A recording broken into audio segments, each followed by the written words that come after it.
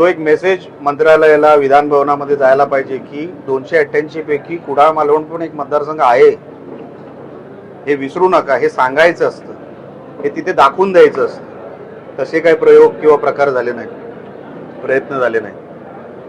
तर मी ज्या गोष्टी आयडेंटिफाय केल्या की मतदारसंघामध्ये काम करायचंय म्हणजे नेमकं काय करायचं आहे, कुठल्या दिशेने आपल्याला विकासाचा एजेंडा राबवायचा आहे, तर हे जे काही 10-15 प्रकल्प आहेत ह्याला चालना देण्यासाठी, त्याच्यातून मग रोजगार उभे राहू शकतात, त्याच्यातून पायाभूत सुविधा उभे राहू शकतात, पाणी कुठे पाण्याची अडचण असेल, कुठे रस्त्याची अडचण असेल, या सगळ्या गोष्टी मी निवडणुकीच्या अगोदर आयडेंटिफाय केल्या.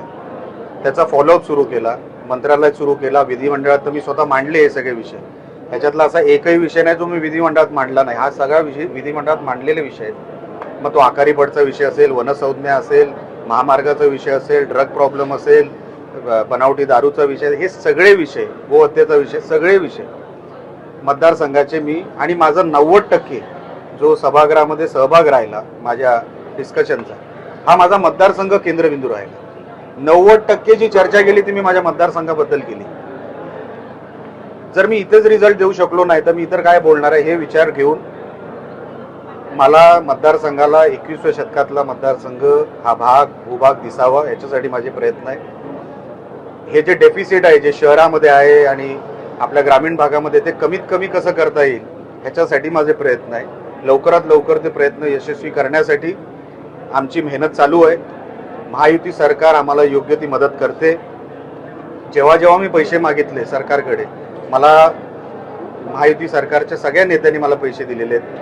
म्हणून असंच त्यांचं माझ्यावरती आणि या मतदारसंघावरती लक्ष असावं, याच्यासाठी माझे प्रयत्न सुरू आहेत. एक राजकीय प्रश्न आहे, कोणी बैमानी करत असतील तर त्यांना सोडायचं नाही, त्यांच्या मतदारसंघात जाऊन राडे करायचं असं संजय राऊत म्हणतात. संजय राऊतकडे आता स्वतःकडे काय राहिलेलं नाही.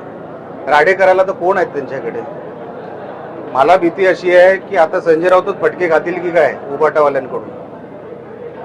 बघा, त्यांनी आता अंत बघितलेला आहे त्या पक्षातल्या कार्यकर्त्यांचा.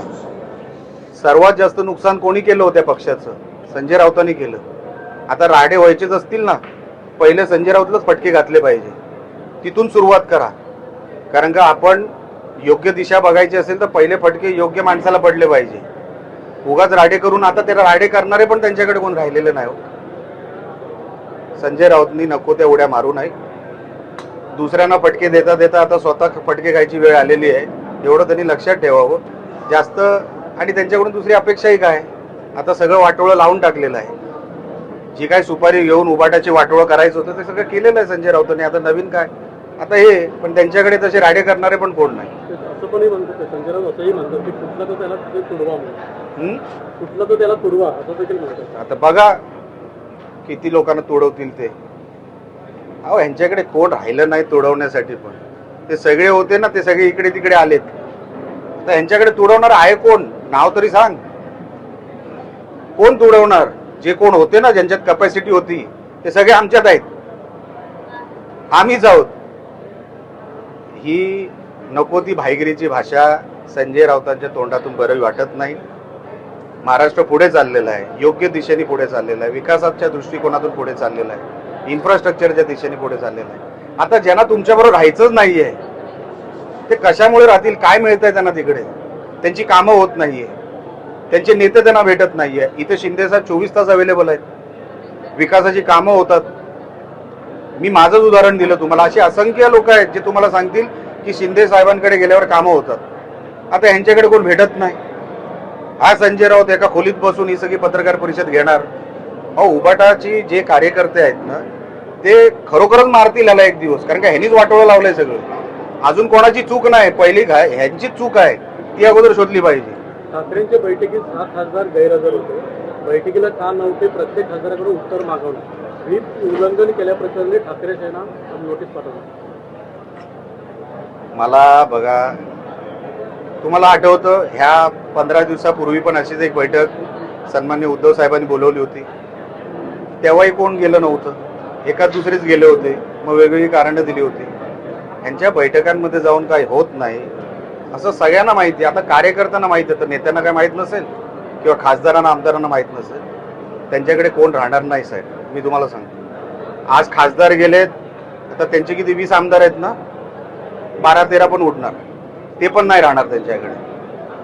कारण का विषय असा नाहीये की नेमकं काय, त्यांची कामं होत नाही तिकडे. कोणाचा तरी आधार लागतो, तो आधार नाही मिळत आहे त्यांना तिकडे.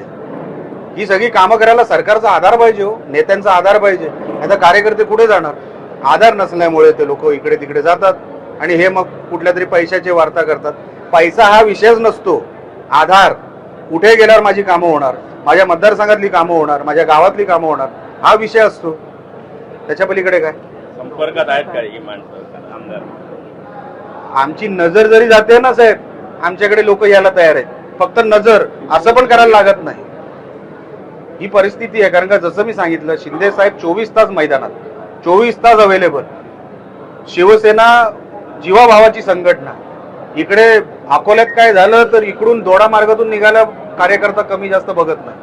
ही जीवाभावाची संघटना आणि त्या संघटनेचा भाग म्हणून खरं बाळासाहेबांचे विचार हे कोण जोपासतंय? हे आमची शिवसेना जोपासते. हे लक्षात आल्यानंतर कार्यकर्ते किंवा पदाधिकारी किंवा आमदार खासदार आमच्याकडे वळतात. ते वळणारच. ऑपरेशन टायगर फसलं असं शिवसेनेचे नेते, ठाकरे सेनेचे नेते म्हणत होते. काय? ऑपरेशन टायगर फसलं असं ठाकरे सेनेचे नेते म्हणत होते. मात्र आज त्यांच्या बैठकीला 6 खासदार गैरहजर राहून त्यांनी उत्तर दिले. बघा, हे होणारच होतं. मी म्हणून सांगितलं ना, त्यांना आत्मपरीक्षण करण्याची आता गरज आहे. हे ऑपरेशन टायगरवर लक्ष ठेवण्यापेक्षा तुमच्या पक्षात एक ऑपरेशन लफंगा करून टाका. जो संजय राऊतमुळे हे सगळं काही नुकसान होत चाललंय ना तुमच्या पक्षाचं, एकदा त्याचंच ऑपरेशन करून टाका.